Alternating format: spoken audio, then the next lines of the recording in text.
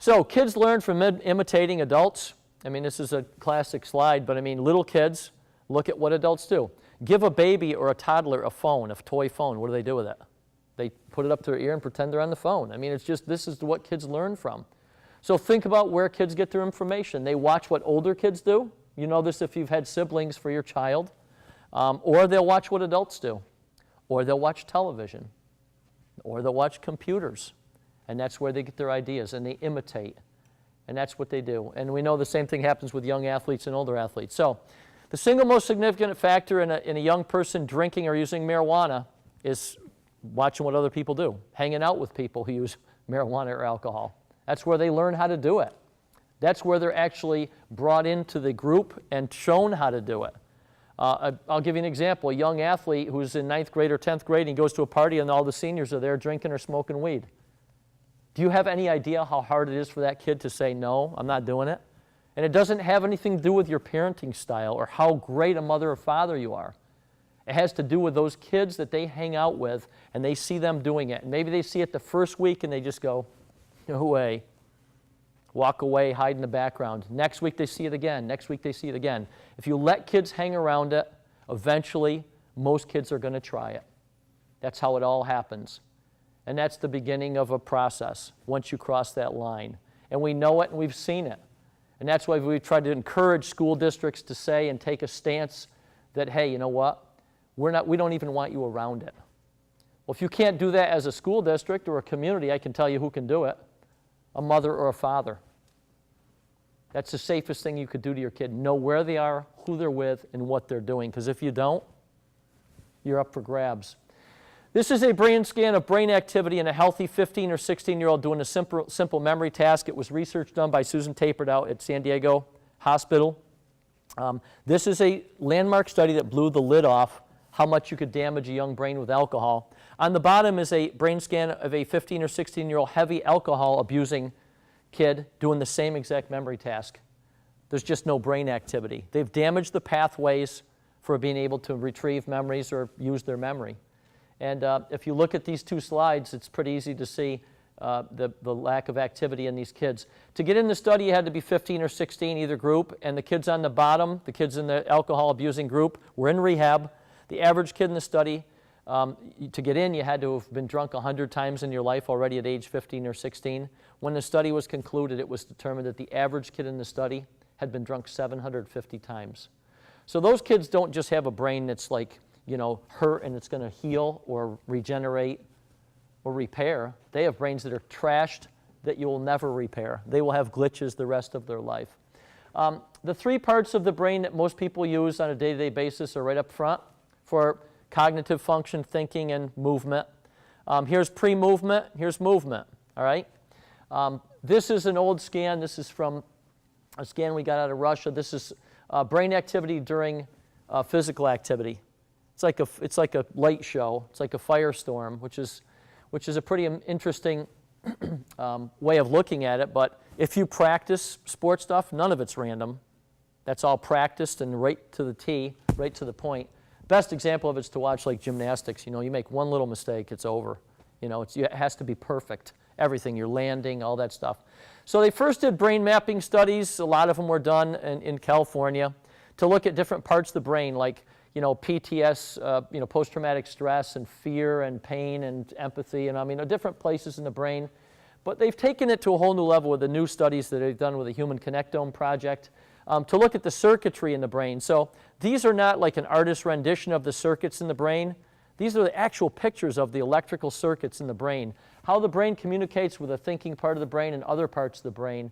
And it is just like wires. It really is. And we know that, like, through the ages, different medical problems like short-circuiting in the brain, like epilepsy, all these different things, we know it exists, and brain disorders like schizophrenia and so forth. But these new programs with Human Connectome are starting to explain some of this stuff. It's just phenomenal stuff. And every time I look at it, I think how amazing it is. What they already know from this is that if you think a 4 gig flash drive or an iPod or an iPad or a computer is really amazing, the circuits in your brain, if we spread them out on a football field, or the extension cords, would take up 4 football fields of real estate.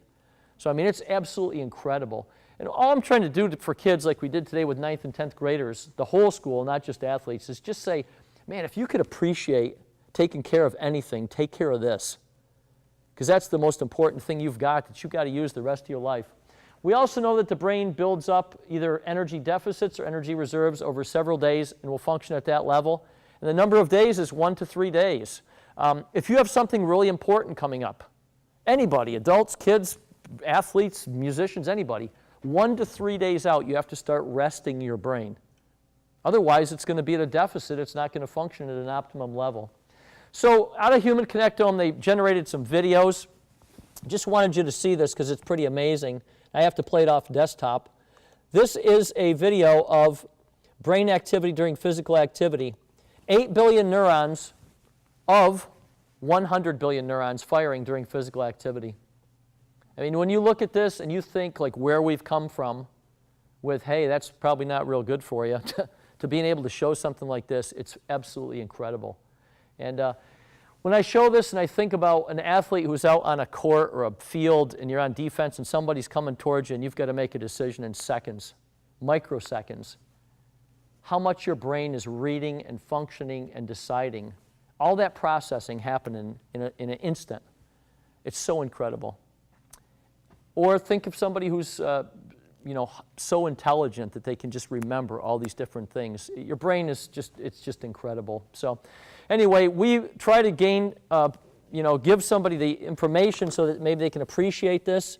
Hopefully some people will and they'll benefit from it. Anyway, to get back to where we're going with this, we also can measure if a brain is ready to function by looking at your reaction time. It's a really old test, but a reaction to a visual stimulus is a pretty good indicator of whether your brain is rested or not. If it's slow, your brain's slow, you can't transmit a signal, it shows that the brain's fatigued. So we have a system called Omega Wave. It's from Russia, and we can actually measure your reaction time to a visual stimulus. We found that elite athletes, it's about 186 thousandths of a second. It's pretty fast. The fastest you see is about 160 thousandths. But for most athletes who are training, it's about 186 thousandths. That's a really fast ability. Normal people, it's about 215 to 362 because they don't really train to be fast. One of the biggest things that affects it is sleep. And some studies that have been done, it's interesting. When you fall asleep from awake state up in the left corner here, then you start getting a kind of sleep called REM, which is dream state sleep. And if you add up in a night, you dream about 4 to 5 times, anywhere from 15 to 20 to 30 to 45 minutes. And if you add up all those bouts of dreaming in a night, it equals about 1.5 to 2.5 hours. And that's what you need for your brain to reboot its energy levels and do a whole bunch of other things. So this kind of sleep called REM sleep is critical to the brain rebooting and getting its energy back. Average teenager today is sleeping about 6 hours and 40 minutes a night. All right? So I already told you, if you're up for 16 hours, you need 8 hours for your brain and body to recover. 640 doesn't cut it. We have lots of kids who are sleeping 4 to 6 hours. We know it. They do more in 24 hours than we did when we were kids. Let's face it. And this go to bed time is later and later and later. So if you think of the average sleep being this, there's some problems with it. Another thing that came out of that study is this, that 27% of kids sleep less than 6 hours a night. Only 17% are sleeping 8 hours or more. So that's a societal issue and a societal problem. Another thing that came out of it is this. If you sleep normally 8 hours and you have a night of sleep that's 1.5 hours less than your normal sleep, 8 hours, which would put you down to 6.5 hours, it lowers your alertness levels by up to 30%. Well, that's a huge problem right there. That's the kind of things I see in the morning in an assembly at a high school, like this morning, right here, with a whole bunch of kids sleeping during a first period assembly. And I can tell you why. It's a generation of fatigued kids, exhausted, fatigued kids. So I took 24 elite athletes in a sport that was a skill-based sport. They had a training camp. They were in residence. Reaction of the group of 24 was 186 thousandths of a second. The last night of the training camp, I had them stay up overnight with no sleep. The next day, their reaction time was 0.246. That's a drop-off of 25% in their reaction time. And the ability to transmit a signal to turn off a timer, all right? Well, that's going to hurt you in performance, too. This is a graph of Hours of lost sleep and intoxication, from no alcohol to almost double drunk on this side, anywhere from no hours to 26 hours without sleeping. It's almost identical being up for 26 hours and being intoxicated. We know the reaction time of people who are up for 24 hours or more is almost identical to legally intoxicated, 0.08 blood alcohol concentration. So that's an interesting way to look at it. But we also know that alcohol does affect REM sleep. REM sleep is that unique kind of sleep with no alcohol. Here's somebody getting 2 hours and 27 minutes of REM sleep. With just 2 drinks, REM sleep now down to the minimal amount, 1 hour and a half. With 4 drinks, down to an hour. With 6 drinks, down to 31 minutes of REM sleep. If alcohol is in your bloodstream, it prevents you from going into REM sleep. So instead of getting those 4 or 5 bouts of REM, maybe you get 1 towards morning and it accumulates 31 minutes of REM sleep. You wake up the next day, you're fatigued and exhausted. So that's an interesting concept. We also know that if the brain is fatigued and we go to do high-level training, there is almost no training effect. If we went to do speed training or power training or, for instance, high-level skill training, the training effect is almost non-existent. So it's just a waste of time. And that's what I tell athletes all the time. Don't come here to train tired. You're just wasting your time. And you're wasting your team's time. I think I might even tell them they're wasting my time. Anyway, while you're asleep, your muscles restore, your organs restore, and your brain restores. It's a fact. We also grow. We also download critical information and compress information that the brain has to transfer from your short-term memory to your long-term memory. So while you're asleep, you're also downloading information. Short-term to long-term happens at night, mostly when you're asleep, in REM. Movement memory, practicing movement skills, goes in that red part of the brain when you're asleep, in REM. This is when you download information from things you trained your body to do during the day. So the kind of sleep you need is called REM. There's what happens with your brain, just like booting up the energy in your iPod, your iPad, or your phone, or charging it up. Same analogy. While you're in REM, your brain gets its energy back, but it's also an incredible time because your brain is also very active. Here's non-REM. Look at all the activity in the brain on the right with REM. Here's glucose uptake, which shows your brain's using up fuels. Non-REM, even more REM requirement for fuels and glucose in the brain. So it's a very active phase of sleep. It's not like your brain is totally asleep and it's recharging. It's doing all kinds of things. It's almost like my analogy for this is this. If you've ever gone to turn off your computer and it says, do not unplug or shut down your computer right now, it's currently doing update 1 of 5 and you got to wait for it to do that. It's also putting information on the hard drive. It's downloading and you can hear the hard drive racing in your computer. Well, that's like the same thing that's happening when you're in REM sleep at night. Your brain is not just repairing, it's doing all that stuff. In order to get the amount of REM you need, which is about 1.5 to 2.5 hours when you'd be dreaming, in a whole night you need at least 8 hours. At 4 to 6 hours, you get about 40 to 54 minutes. These are the kids I see every morning in schools with like no energy, no pep, no zip, no enthusiasm, whatever. It's just the way it is. A generation of fatigued teenagers. And when an adult has more energy than a teenager, there's something wrong. So this is a forehead, back of a head, 8 hours of sleep, forehead, back of a head, no sleep. This is blood flow in the brain. The light blue is blood flow in the brain. So this is blood flow up in the thinking part of the brain all the way around. Check it out, 8 hours of sleep. No sleep. The sleepover, pulling an all-nighter, whatever the reason, minimal blood flow up in the thinking part of the brain, midbrain, the area responsible for pre-movement and movement, and on the sides of your brain balance, no blood flow at all.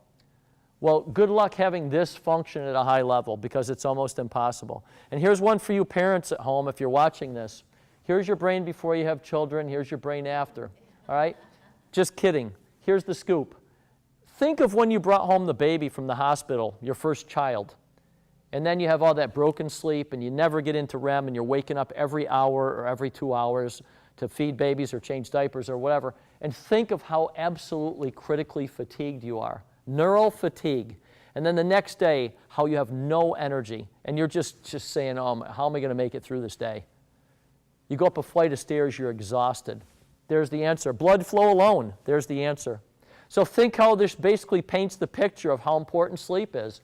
Another thing that happens during sleep is your brain is functioning at levels, and it's connected to this, is that while you're asleep, you release a huge amount of human growth hormone. This is when kids grow. We've always known that when kids are sleeping, they're growing, and that when they're growing, they need more sleep. I can tell you this right now, if you're watching this and you have a student athlete in your household, I think that the amount of sleep a kid in middle school or high school needs per night, if they're an athlete, meaning they're growing and they're training, is about 9 hours and 15 minutes a night. And if they're getting 4 to 6 hours, that's not going to cut it either. So here's a single muscle fiber damaged. Human growth hormone plus available protein repairs it. After you fall asleep, about 90 to 120 minutes after you fall asleep, the first 2 bouts of REM sleep, you get a huge release of human growth hormone. That's when you grow. That's when you put on muscle. That's when you maintain muscle. That's when you repair muscle. That's when your bones grow.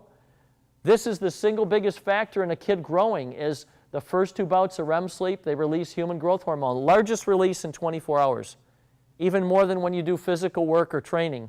Now, what if a kid normally goes to bed at 9 and at 10 to 11 o'clock at night, he's getting these big releases of HGH, and then the next night he goes to bed at 2 o'clock in the morning or 3. This doesn't like move over for you and say, hey, well, okay, John, I know you're living a crappy lifestyle. I'll just release tonight at 2 or 3 in the morning. You just don't get any release of human growth hormone, and now we've proved it. So here's the proof. Here's the same person going to bed 2 different nights. The first night he goes to bed at 10 o'clock and gets up at 6 a.m. Look at the release of human growth hormone all night long, okay? A.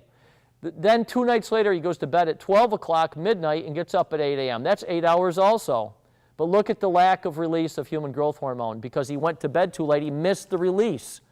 Once your body gets used to releasing it at a certain time, it's dependent that you go to bed at that time. So if you want your great young athlete to grow up and get bigger and faster and stronger and be a better athlete, then teach him some good sleep habits because that's the single biggest critical factor in making it happen. Also, if you want him to reach his full height, weight, and everything else, all right? So we also know that if you reduce the effectiveness of the central nervous system from fatigue, that if you take a power nap less than 30 minutes, you bring back your alertness levels by 30%. So I told you how you can lose alertness by 30%, sleep 1.5 hours less total sleep time. A power nap brings it back by 30%. You know why it has to be less than 30 minutes? Because once you transition to deep sleep and start getting REM, you wake up and you're so groggy that you got the cobwebs, all right? So our athletes who train 2 or 3 times a day in Olympic sport, we allow them to take naps, but they have to set their alarm so they wake up every 30 minutes. They can even take multiple power naps, but they have to wake up after 30 minutes so they don't transition to deep sleep.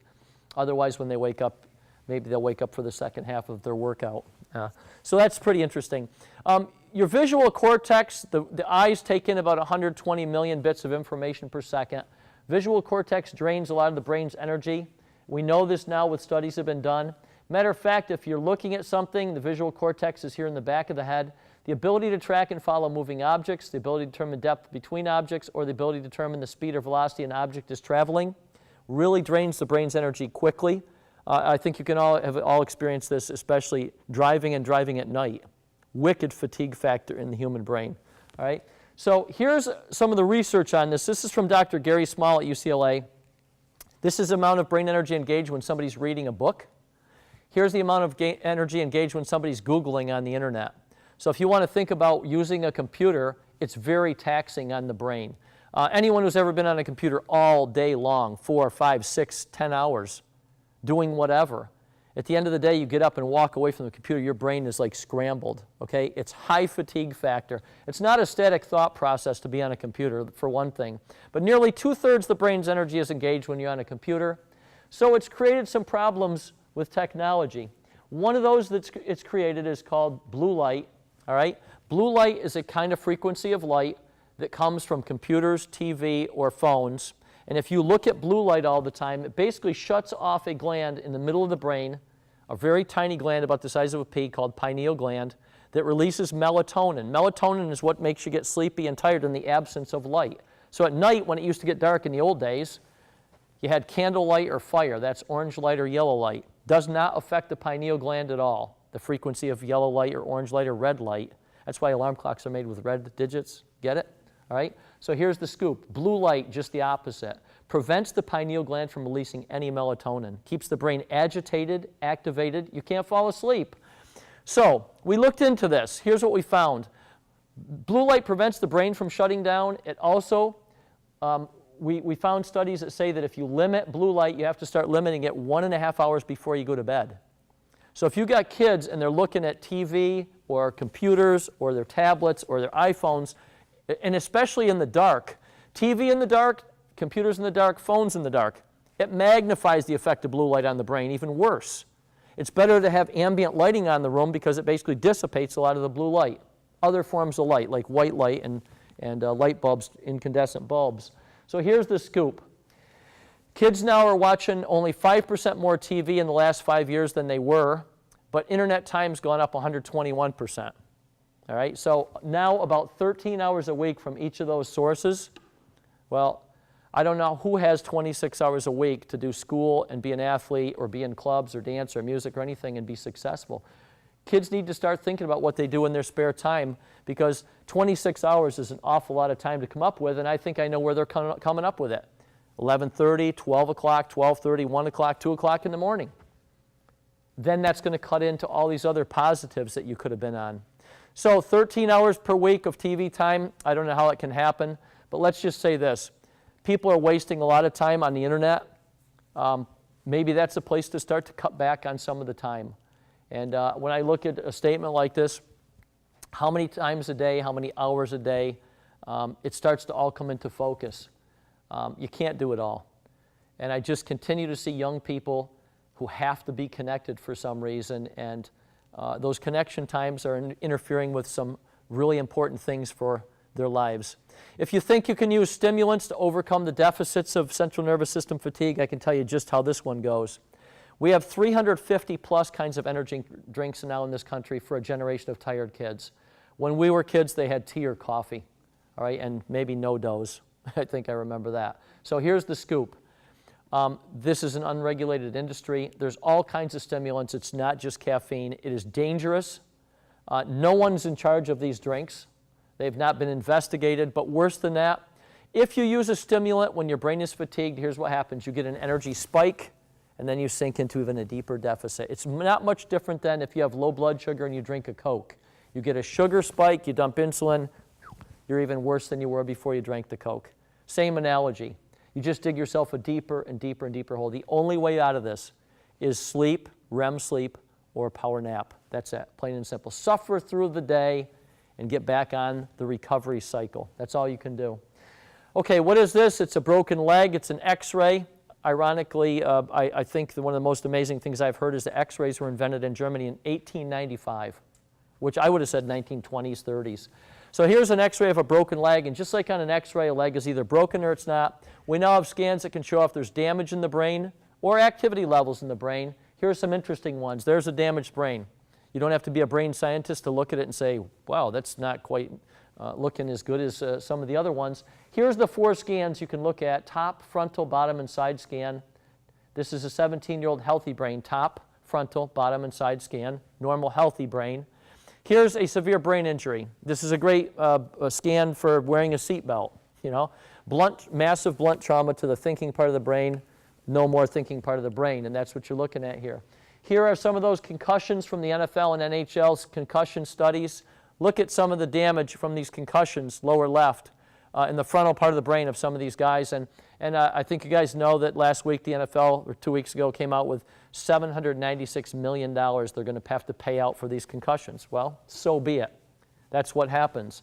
Do you also know that a helmet company this week put plastic stickers on the helmet and said, this helmet will not protect you from the sport of football? Well, then why are you selling helmets, all right? So that's something to think about. Look at the damage in these people's brains. And these are some actual player scans. Here's somebody who's had a stroke, okay? Here's early Alzheimer's. Pretty interesting stuff to look at. Here's advanced Alzheimer's, maybe 80, 90-year-old person. Here's heroin. Areas that look like holes or hacked up areas are areas of decreased or lowered activity or structural damage. Things that look like holes that go all the way through. Here's cocaine. Here's an activity scan before using alcohol and intoxicated. Well, a depressant drug shuts down brain activity. You can see how the red has dissipated. Here's before smoking marijuana and stoned. Depressant substance, shuts down brain activity. Use them both at the same time. Pot plus alcohol puts you at the equivalent, if it was just alcohol, at about 0.14 BAC. And that's not even intoxication. That's minimal amounts of both substances. This is a healthy 17-year-old brain. This is a heavy alcohol-using 17-year-old brain. So we had this perception that you're young, your brain's healthy, you can do a lot of bad stuff to it, it's not a big deal. Do we feel the same way about concussions now? All this awareness with high school concussions in football and wrestling and contact sports, first of all. Right? Incredible national awareness on concussions and successive concussions. What about successive nights drunk? This is a daily pot smoker, 16 years old. What about successive nights of being stoned or days being stoned? You think that's not going to damage the brain? Of course it damages the brain. This is irrefutable science. This isn't just some theory. Think of the damage you can do to a young brain already. So think of a healthy 17-year-old brain on the top and a trashed pot and alcohol brain, 17 years old, on the bottom. And then think about this, because this is the most interesting part to me. This is a healthy top and bottom scan, 17 years old. This is a heavy pot and alcohol using 17-year-old on the left. This is 1 year after they stopped using pot and alcohol. And I think if I said, what do you see? Most people would say it's getting better, it's repairing, rejuvenation. You know what it's really called now? Plasticity. Like plastic, you can bend it and twist it, it sort of springs back into shape. Look at the brain, although it was damaged, how it's actually starting to repair already. Surface damage is repair, even deep damage is starting to repair. So think of trash in your brain for 3 or 4 years and then stopping. Look at how much your brain can repair it if you leave it alone in a year. Plasticity window really for major plasticity closes at about age 24. And, so think of a kid who maybe by 17 has done this much damage. Here's at 18. By 24, man, you could be sitting pretty if you just leave it alone. And I'd rather tell that to kids, since so many of them use pot and alcohol nowadays, than not tell them. To keep that from them. Because I can tell you this, in most places today, by senior year, more than half the kids smoke pot and drink. And that's not a shoot from the hip statement. That's just the way it is. Okay, some of the studies we've done on alcohol and performance. I threw this in just to say this. If you don't give kids meds nowadays for all the problems that they have to face with stress and all anxiety and all this stuff, they'll medicate themselves. And they won't pick a pill, they'll pick pot or alcohol, or both. And that's what's just going down in our country right now. The age at which kids now start to use alcohol for boys is 11.9 years old, for girls 13.1. Think about this. Think about when you were 11 or 12 or 13 years old. How many of your friends were using alcohol? And I'll tell you how this qualifies, where you could say, where did that come from? Underage Drinking Enforcement Training Center.